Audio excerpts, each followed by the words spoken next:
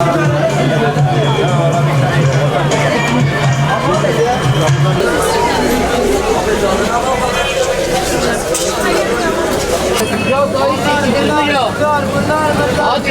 ya dayı burada buyurun. Buyurun.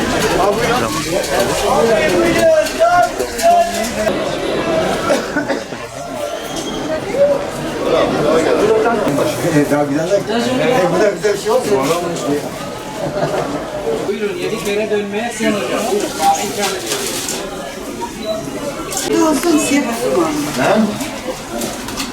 Abi bilmesem 9 tane top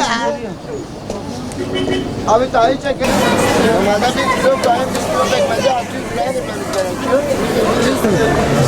Sadece tezgah mı?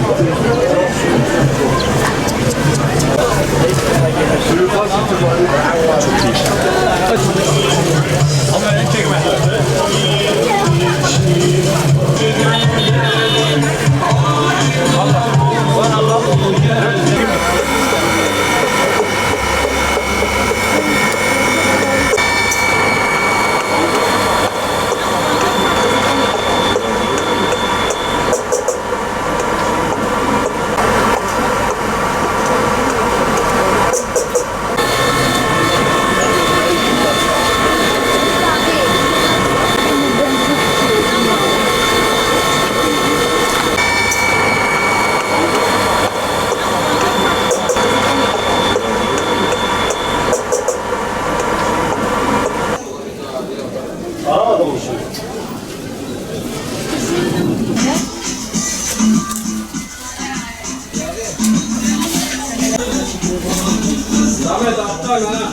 Adım İslam, Sur içinde esnafız hocam. Kahve satıyoruz, Kürt kahvesi. Yani açıkçası Ramazan'dan önce çok yoğun olmamakla beraber Ramazan'a son 1-2 gün kala biraz daha işler hareketlendi. Gördüğünüz gibi çarşı biraz daha hareketli. Ama alım gücü derseniz insanlar 5 düşünüp 1 alıyor açıkçası. 1 kilo lazımken yarım kilo alıyor. 3 kilo lazımken 1 kilo alıyor. Bir şekilde günü kurtarmaya çalışıyor. Ramazan esnasında da daha çok akşamları biraz hareketleniyor çarşı. Beklentilerimiz bu şekilde. İnşallah daha iyi olur, daha iyiye gideriz. Yani daha çok Medine hurması gidiyor. Daha önce Kudüs hurması bildiğiniz gibi boykot ürün listesinde şu an. Kudüs hurması diye geçiyor ama daha çok İsrail'den geliyor. Ona destek olmamak adına çok kişi satmıyor da. Daha çok Medine hurmaları tercih ediliyor. Bazen de İran hurmaları biraz daha indirimli olduğu için insanlar dağıtırken, şey yaparken onları da tercih edebiliyorlar.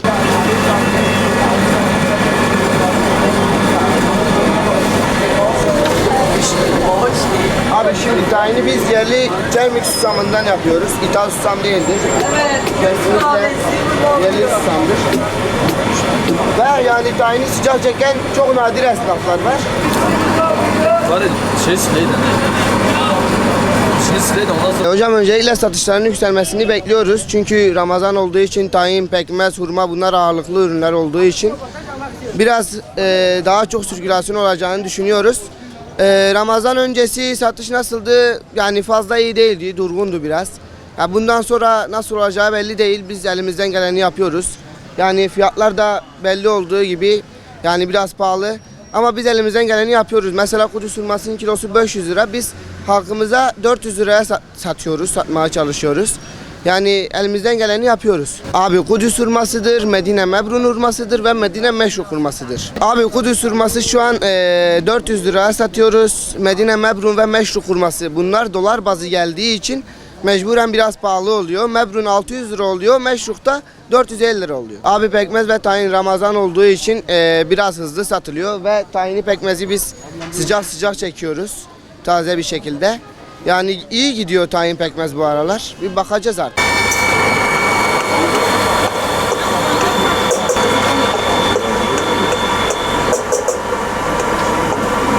Vallahi Ramazan ayı berekettir. Elhamdülillah satışımız 10 kat artmış.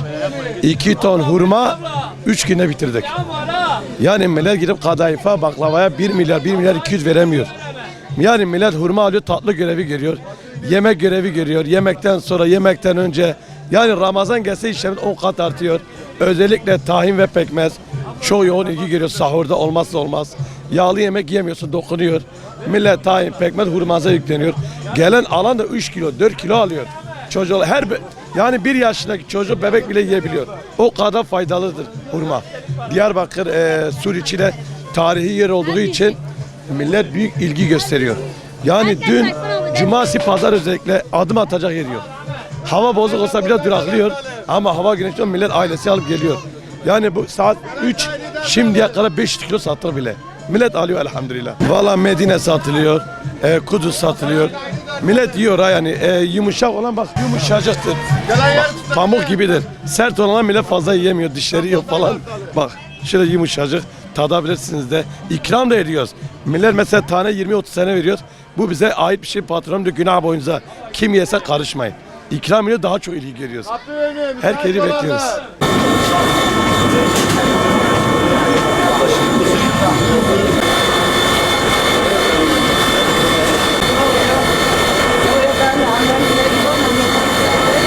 Şu an hareketlenmeye başladı Ramazan öncesi. Çünkü Ramazan'a sayılı gün kaldı.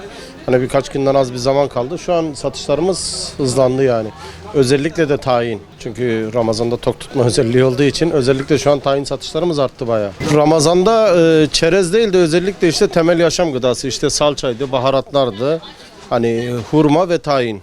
Özellikle artış gösteriyor yani Ramazan'da. Ya şöyle Ramazan bayramı oldu. Hani Ramazan orucu olduğu için tayine özellikle bir yoğun bir ilgi var çünkü hani tok tutma özelliği var. Özellikle sahurda, iftarda hani yiyebileceğiniz bir şey olduğu için tayinle özellikle bir yoğunluk var. Hurma da zaten hani oruç açmak için ta İslamiyet'in yani doğuşundan beridir oruç açmak için hurma da kullanılıyor zaten. Hurmaya da yoğun bir talep var.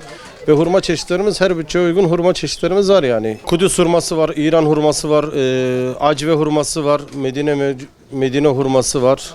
Çeşitlerimiz çok yani. Şöyle söyleyeyim 120 liradan başlayıp ta 750'ye 800 liraya kadar hurmamız var yani. 120 lira, 300 lira, 450 lira, işte 800 lira, 900 lira her bütçeye uygun hurmamız var yani.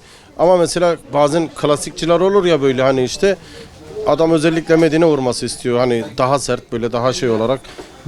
Diğer bir müşteri şey istiyor. Mesela işte diyor ki Jumbo Kudüs daha yumuşak böyle daha etli bir hurma istiyorum.